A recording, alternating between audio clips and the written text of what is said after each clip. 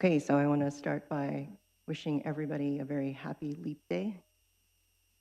And I'm really grateful to the SOC for the invitation and friends in high places for the opportunity to be in this very special place with this very special group of people on this uncommon day. So yeah, the title of my talk is New Views of Star Formation, Feedback, and Dust with Jada Lee's T. But where I'll actually start is with some images of HST, some images from our HST survey of nearby galaxies. 38 of them, to be exact, that was conducted from 2019 to 2021. And this survey was conducted with the FANGS collaboration, and I'll say more about that in a second. What you're seeing here is a color composite from 5 bands from the near UV all the way out to the I band, so 2,700 angstroms to 8,000 angstroms. And the UV traces the most massive stars, the O and B stars, short-lived, probably a few 100 million years, massive, very bright. And this particular galaxy I'm showing, it's very typical of our sample. It's a spiral galaxy, a distance of about 20 megaparsecs. So these distances are measured in megaparsecs, not in redshift, so very close by to the Milky Way. And as I said, this is a typical spiral galaxy. It has a star formation rate comparable to the Milky Way. It has a bar in the center and an active nucleus. With the mapping of the colors to the filters, what you see here is that these little bright clumps of blue indicate where the young stellar clusters are and the associations. They sort of are sprinkled along the spiral arms. What this Hubble image is also very good at showing is not only where the star formation is occurring, but where there is no starlight. So if you look along the spiral arms, you'll see these dark filaments where dust has completely absorbed the starlight. It's with these kinds of images that we've just completed the largest census to date of 100,000 star clusters and associations in these 38 nearby spiral galaxies. We just recently, in the fall, submitted 2 papers to give an overview of the properties, both observed and the physical properties of these 100,000 star clusters. And why study star clusters? Well, they have enormous utility. They trace star formation at the highest densities. So if you want to study star formation, you can use them to trace the highest gas densities. They're also being detected at the highest redshifts now. It's redshift of 10 with lensing, Jada Lee's T. But they also have immense utility as clocks, as cosmic chronometers. Because if you consider them as effectively single-aged populations, then you can assign a unique age to each one of them and then begin to use them to time various star formation processes. They've also been used for many decades to test our basic understanding of stellar evolution through stellar population synthesis models. With all this work, it took 3 years to complete.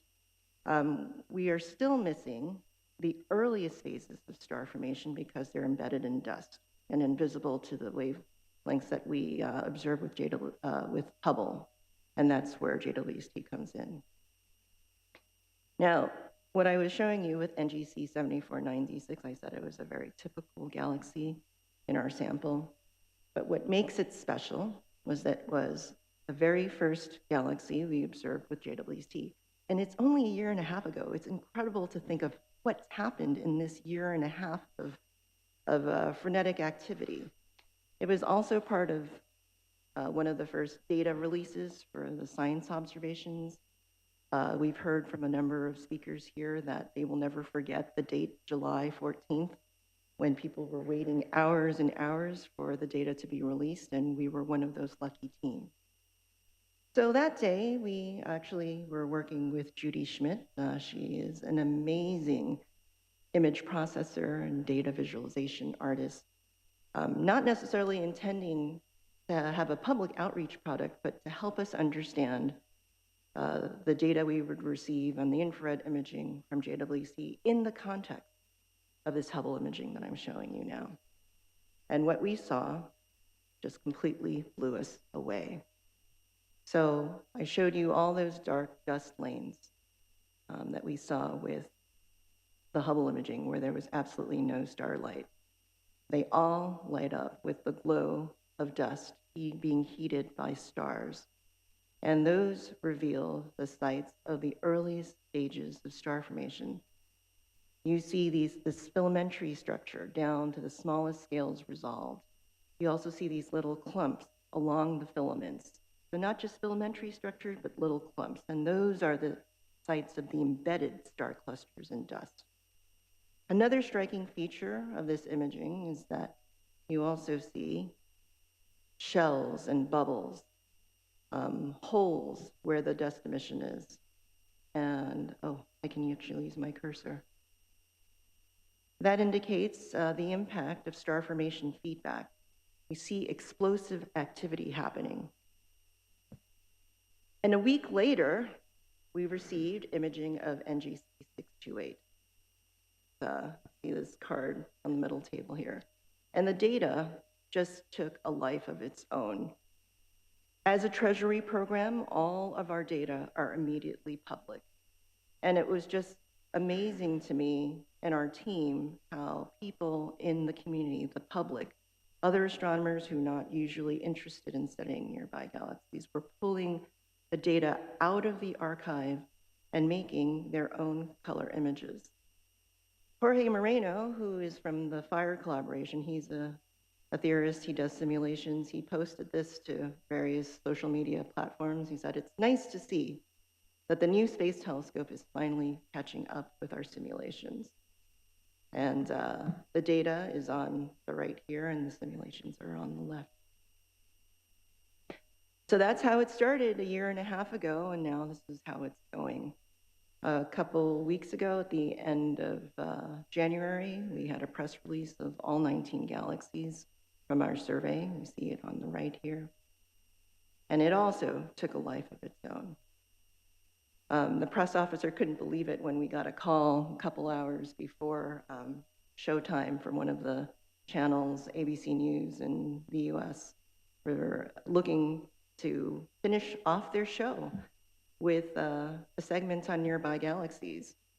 And 4 days later, the press officer reported that there were over 1,000 articles written with a potential reach of 4 billion. And it really astonished us. We were all really surprised, and we wanted to understand why. At first, when I gave this talk, a few months after we received the data, I thought, well, it's because it's not only the galaxies, the imaging is beautiful, but it's because it's teaching people about physics. You can actually see, again, explosive activity happening in these galaxies. It's teaching us about the process of star formation. But I think after, especially after yesterday's discussion, somewhat more fundamental. It's why are people so interested in these galaxies? We haven't broken any records. We didn't find the highest redshift galaxy. We're not talking about black holes. We didn't detect the biosignature. But it's more like, you know, the feeling you have when you look at the night sky, when you look at the ocean. It puts our existence in perspective. It's there's this book written by Milan Kundera called The Unbearable Lightness of Being. And it's almost like a sense of relief. You see your place in the universe. It makes the unbearable lightness of being bearable. So all of this work is conducted with this international collaboration of over 150 members now that brings together expertise in radio interferometry, in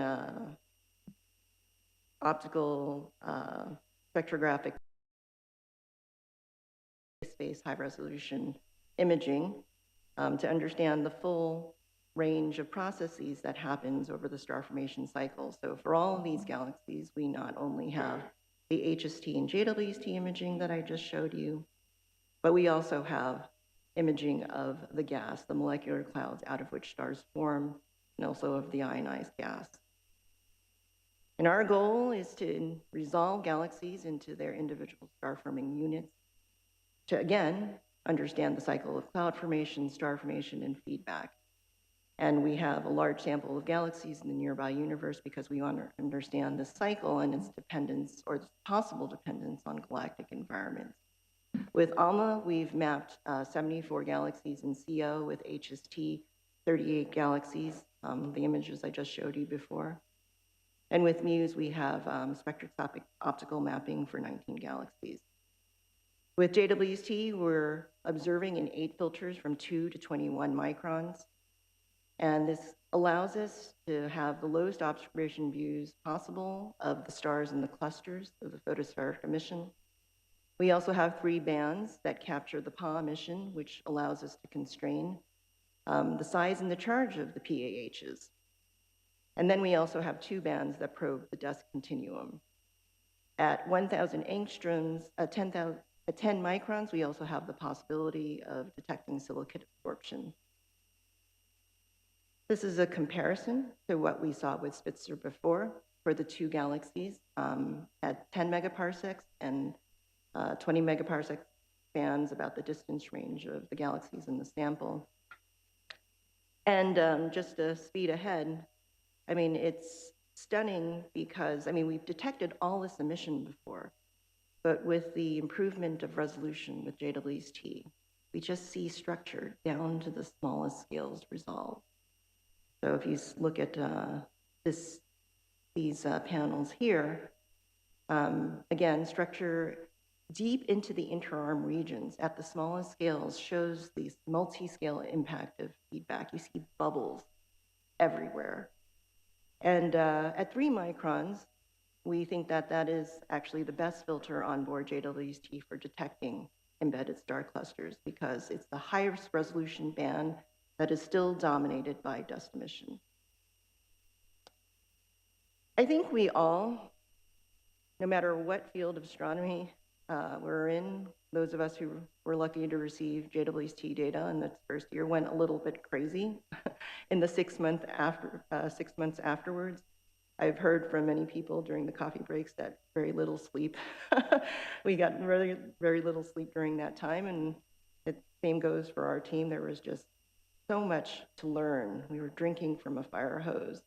And so we published 21 papers as part of a focus issue for AppJ Letters, covering results in all of our primary science areas, from the discovery of embedded star clusters in distant galaxies beyond the local group, to the discovery of the dust filament network, again, this structure down to the smallest scales resolved, and the census of the feedback bubbles and shells, perhaps the most stunning feature of the imaging, trying to understand what creates those bubbles and shells. There's also a joke that JWST will put ALMA out of business because we can calibrate the dust emission as a gas tracer of the total column. And you can do it in 30 seconds. And then we also had some papers on new insights into how the properties of these small dust grains, so the pH features, how they depend on the local ISM conditions.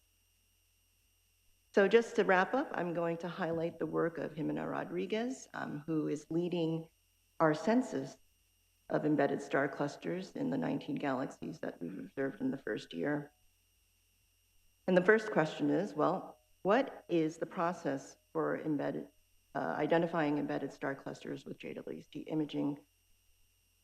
It's a very interesting story. She's from Argentina. She flew the day before we received the data on July 14th, came into Tucson, went from the southern hemisphere to the northern hemisphere where it was winter in the southern hemisphere, to Tucson where it was 110 degrees. She didn't get very much sleep. She just walked straight into the conference room and started looking at the data. And she was visually inspecting these images that I'm showing you, both HST and JWST, to see where there was very little emission. What I'm doing here is going from the U band at 3,000 angstroms all the way out to 21 microns. If you focus your eyes on the little circles, you'll see that some of them become brighter and brighter. And with those images, she identified a few objects that she could prototype selection criteria for. And what she found that all of these clusters had in common is that they had this strong color excess in 300 minus 335. They all have 3.3 micron PA emission. And so let me just go forward because I'm out of time. So jump to the punchline for her study. If we use this census of 100,000 star clusters that we've completed with HST and use the ages assigned to each one of them, we can now put constraints on the timescale of the 3.3 micron PA emission, and we think it's about 2 million years. We can also look at the fraction of clusters that we might be missing from our Hubble census. And it turns out that for the youngest star clusters, below 2 million years, we think we're missing half of them. This also gives us constraints on the timescale during which you cannot see the youngest embedded star clusters with Hubble in the optical, and we think that's 2 million years. And that's significant because that's before supernovae start to go off. That means that processes such as radiation pressure and stellar winds are very important for clearing the natal dust. And it's just to say we're drinking from a higher fire hose, but somehow we've won the lottery many times. We're now increasing in the next year our number of galaxies with ALMA, HST, and JWST data up to 74 galaxies. We also have another program which will bring us closer to the Milky Way and allow us to study YSOs, Margaret was just talking about yesterday, and to bridge the different resolutions and understand how the distance effect will affect our results in interpretation of these earliest stages.